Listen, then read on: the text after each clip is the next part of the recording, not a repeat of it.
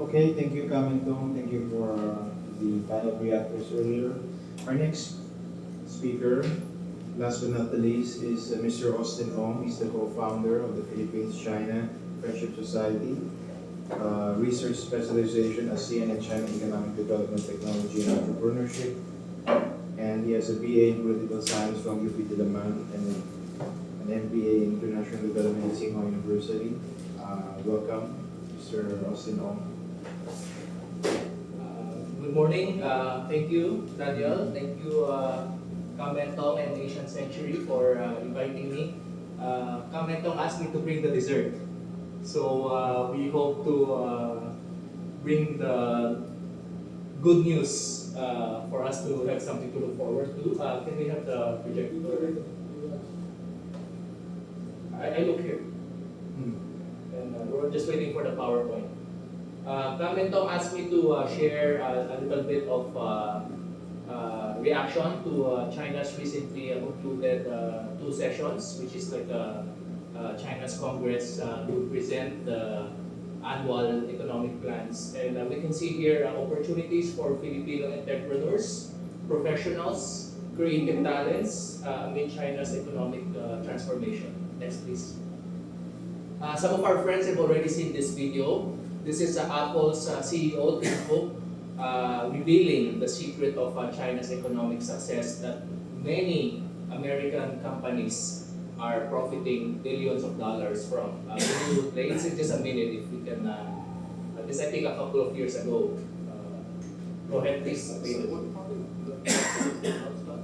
Is there's almost 2 million application developers in China that write apps for the iOS App Store. And these are some of the most innovative mobile apps in the world, and the entrepreneurs that run them are some of the most inspiring and entrepreneurial in the world.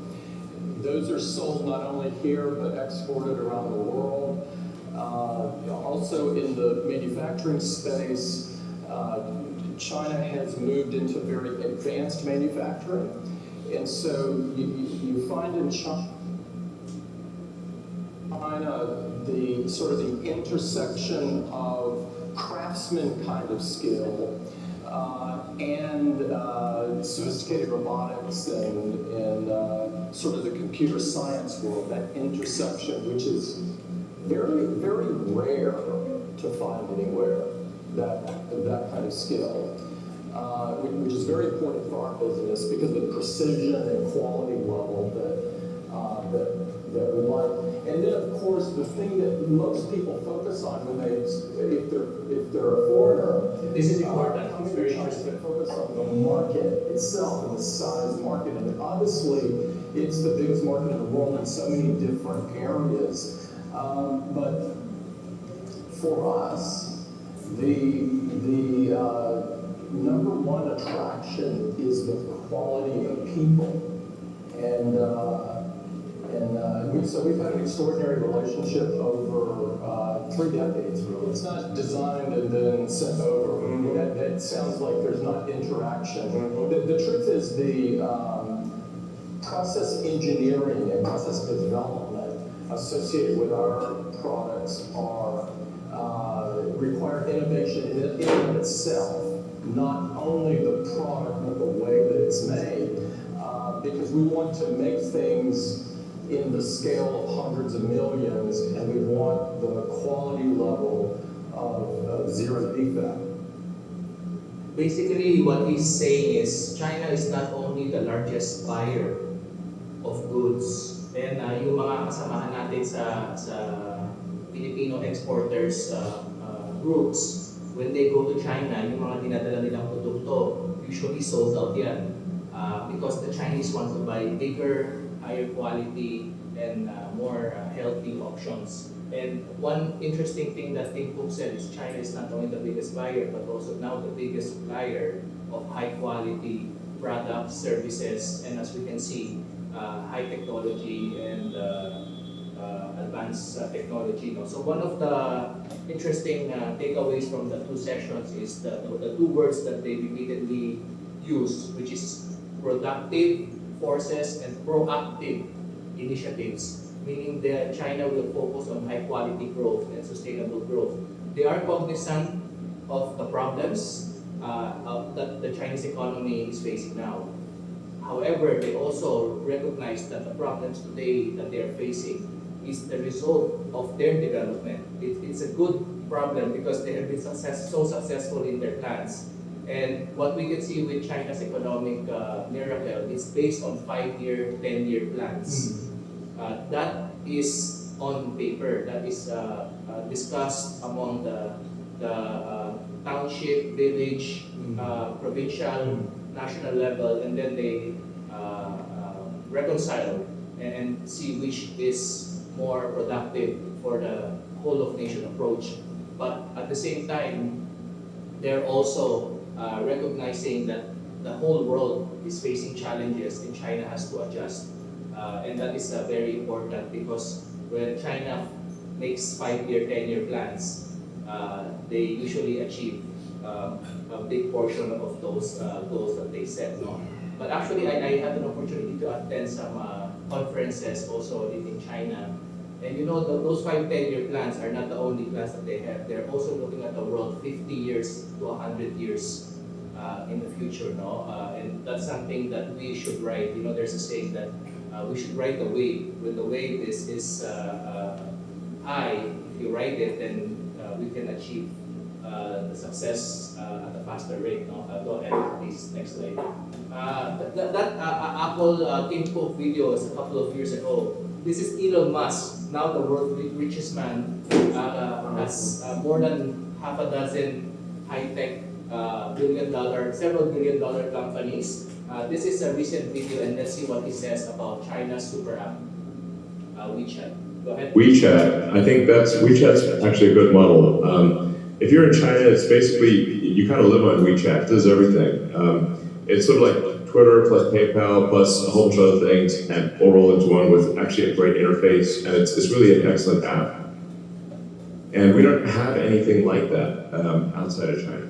So I think such an app would be really useful. And it, just like the utility of it, of sort of a spam-free thing where you can make comments, you can post videos, you can, I think it's important for content creators to have a revenue share. Now this does not need to be done on Twitter. It could be done from something that's created from scratch.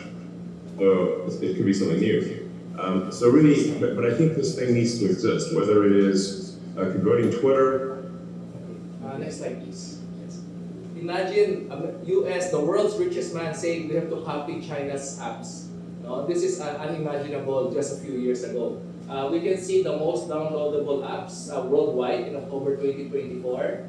There are some that showing that TikTok has actually reached #1. But in this case, the third, the fourth, and the fifth are China-made apps. No?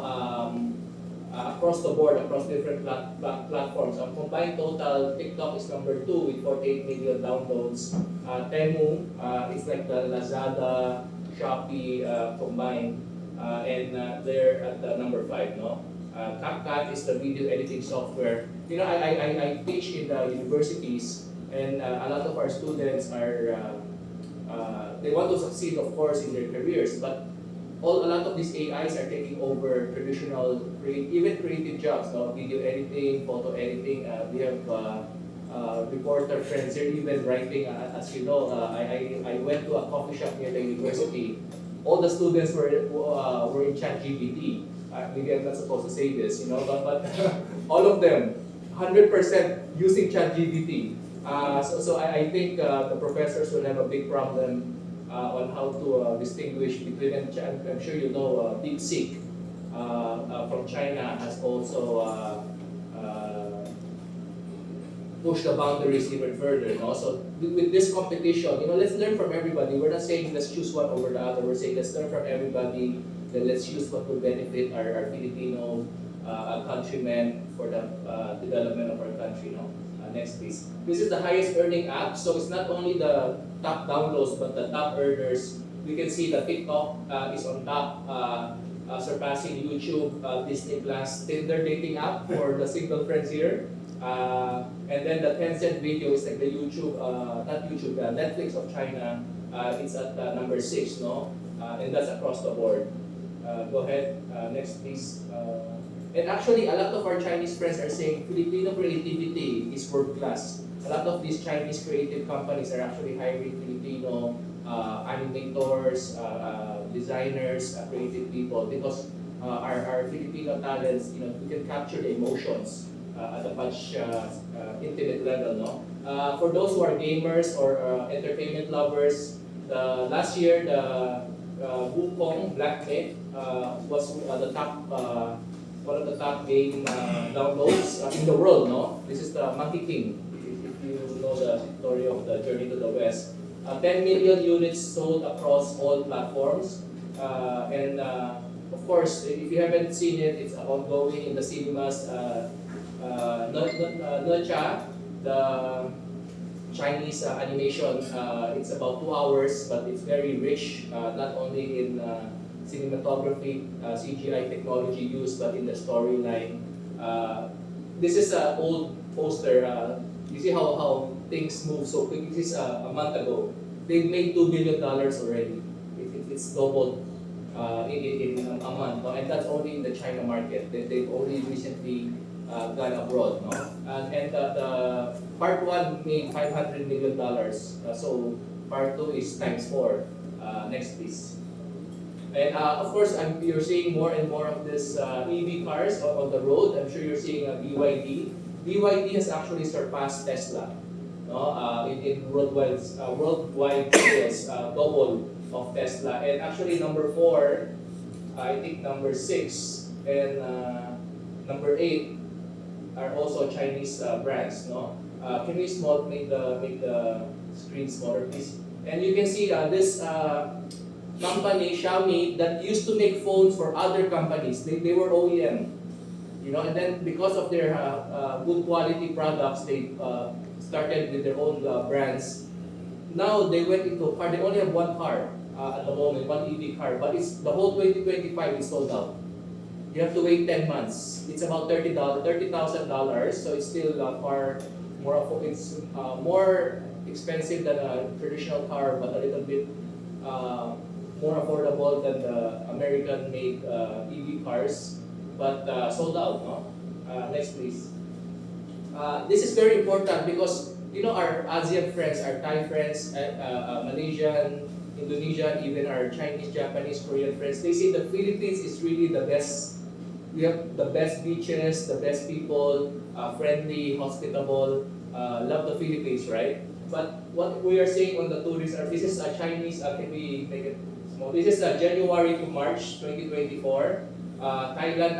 We'll look at the updated numbers, but we can see Thailand, Vietnam, Singapore, Malaysia, Laos, Cambodia, Indonesia are getting more Chinese. Not only Chinese, worldwide tourists. So next slide, please. We'll go back to this. Next slide. Yeah, here. Chinese tourist arrivals in 2024. Thailand got 6.7 million China tourists out of a total of 35 million. Vietnam got 3.73 million Chinese tourists out of 17.6 million total. Malaysia got 3.3 million Chinese tourists out of 38 million. Singapore, tiny Singapore with a population of what? 5-6 million. Half of the total population, Chinese tourists, 3.08 million out of 16.5 million tourists. And they're capturing all these entertainment, concert, big ticket sales, right? They signed Taylor Swift exclusive for 3 years and several other worldwide. We can do it. Why can't the Philippines do it? We speak English. Foreign friends love Filipino hospitality. We can do better. Many Southeast Asian countries have been easing visa restrictions and rolling out new tourism incentives to capture a larger share of China's massive outbound travel market. But in fairness to the Department of Tourism, I heard from Chinese friends that the Philippine destinations are being promoted in China. However, if we do not align the visa policies, then there's a disconnect in policies and deliverables. So we have a lot of work to do, but there are opportunities that low-lying fruits that we can capture. Unfortunately, the Philippines last year got 300,000 Chinese tourists from a high of 1.5, 1.6 million before, out of a total of 5.95 million tourists. Can you go back to the previous slide, please? Yes, this one is showing that the Chinese tourists are the biggest spenders starting a few years ago, and this one in 2024, they spent almost $200 billion in 1 year. That's about what, two-thirds or 1/4 of our total GDP, and they will be the biggest spender for the next 10 years. We should take a bigger piece of this, and you know, I just came back from Boracay. Talagang maganda ang Pilipinas, no? Pwede natin pagmalaki.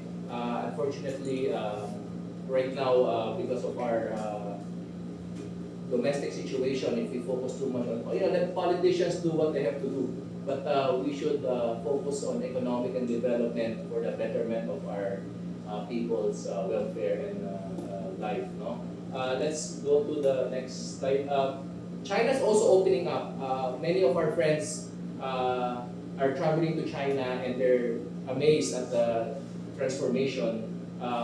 You can see among the dozen or so countries, Malaysia has also been given visa-free entry to China. So we encourage our Filipino friends to go to China. Nakakatuwa because it's only 2 hours to go to China, to Fujian and Guangzhou. You know, it's faster to go to China than from Makati to Quezon City. So take advantage of that, no? And then see the world. Go ahead, next please. We also want to show Filipinos succeeding in China. This is a good friend, Jensen Moreno. She went to Vietnam first, and then she went to China as an arts teacher. And she became well loved by the Chinese people that she became now a very famous artist. So she sells her artworks at the very luxury prices. I will give her credit. But she's also very friendly, very charming lady, and she helps a lot also with our Philippine embassy events in China, no? But you can see on the left side, she's also a cultural ambassador. So a lot of the Chinese conferences and seminars on tourism, on cultural linkages, she's invited as a speaker. And she's promoting Philippine culture and Philippine ingenuity worldwide via China. Next, please. This one is also a good friend, Carol. She's doing very well in China selling baby products and Bebe Balm. And she's won several awards. You know, so for China, even though we have this maritime issue, which is, you know, it's temporary, because in the long term, we are neighbors, we cannot change that, that's permanent. But China can appreciate if your quality and your services are world-class. China not only the China market will not only value it, but will give recognition. Also, on the right side is a poster of Southeast Asian brands promoting in Shanghai, and that's something that we should get involved in. Next, please. This is a little bit of a warning. It was just recent news that I read. No, you know, Philippine call center is #1, even with India's technology and population. But because of the accent, we have the American accent, which foreign companies like. But now AI can improve, what's the right word? Enhance the Indian accent. Also, and then the largest call center in India has invested 850 high technology AI to improve their services. No, so that's not even talking about the other technologies that will really disrupt the call center industry, and we have to prepare for that, no? And in this is a US Fortune magazine reporting, China's 6-year-olds are already being offered AI classes in school in a bid to train the next generation of Dixie founders. What is the difference? China's education is training their students to produce, to be inventors, to be entrepreneurs. But our students here, what are we teaching them? Are we teaching them to be producers, consumers, or only for entertainment? Next, please. So we have to level up our education also, and let's be friends with everybody and learn from everybody before we get left behind again. Thank you very much. Yeah.